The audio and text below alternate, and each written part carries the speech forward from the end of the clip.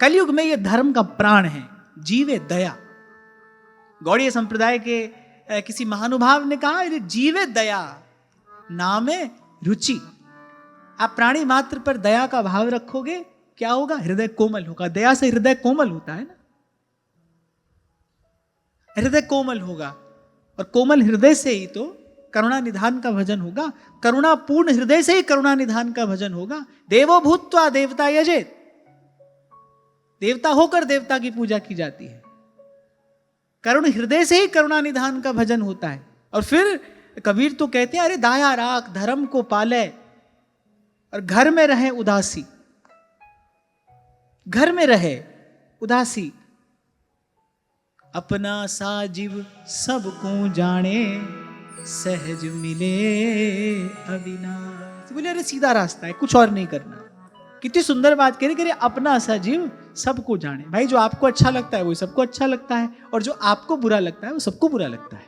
बहुत लोग हमने जीवन में ऐसे देखे, अरे हम तो सीधी सच्ची बात करते हैं, अच्छी लगे ना लगे।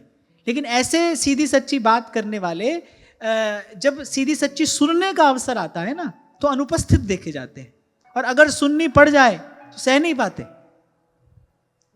बहुत विचार कर ऋषियों मुनियों ने कहा, सत्यम ब्रूयात, पर कहा प्रियम ब्रूयात। सत्य भी बोलिए पर मीठा भी बोलिए। संत तो कहते हैं, वाण से कहीं अधिक घातक वाणी की चोट होती है।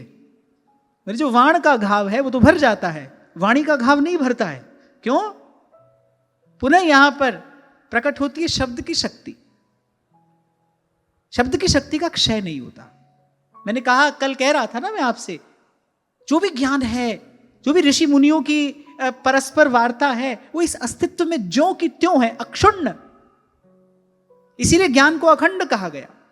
इस रूप में ये ज्ञान अखंड रूप से विराजमान है। आपके कान जिस दिन तैयार हो जाते हैं, आपको वो सुनाई पड़ने लगता है। आपकी आंख जिस दिन योग्य हो जाती है, दिखाई पड़ने लगता है। और साधना है भी इसीलिए, योग्यता अर्जित करने के लिए तो साधना है। फिर अपना सा जीव सबको जाने, सहज मिले अविनाशी।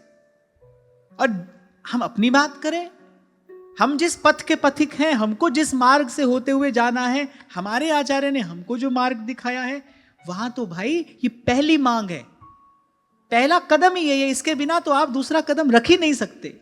सब सो हित निष्काम मति, इसके बिना तो भाई आगे ही नहीं बढ़ सकते। कभी बैठे बैठे देख लेना चाहिए, अपने भीतर झांक कर देख लेना चाहिए, भाई ऐसे किसी के प्रति ईर्ष्या का भाव तो मेरे मन में नहीं है। अगर ईर्ष्या है तो अहित चिंतन भी होगा, क्योंकि ईर्ष्या अहित चिंतन कराए बिना रहेगी नहीं।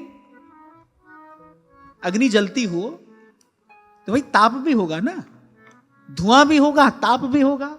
ऐसे ईर्ष्या रूपी अग्नि अगर किसी हृदय में जलती है तो भाई अहित चिंतन भी होगा। और जिसने अहित चिंतन किया, तो व्यास जी कह रहे हैं, जल सींचत है मूल में, वृक्ष लगावे आग। हाथ में भले माला घूम रही है, और हृदय से यदि किसी का अहित चिंतन हो रहा है, तो भले जड़ में पानी दे रहे हैं, वृक्ष में आग लगा रहे हैं। है तो नहीं किसी के प्रति ईर्ष्या,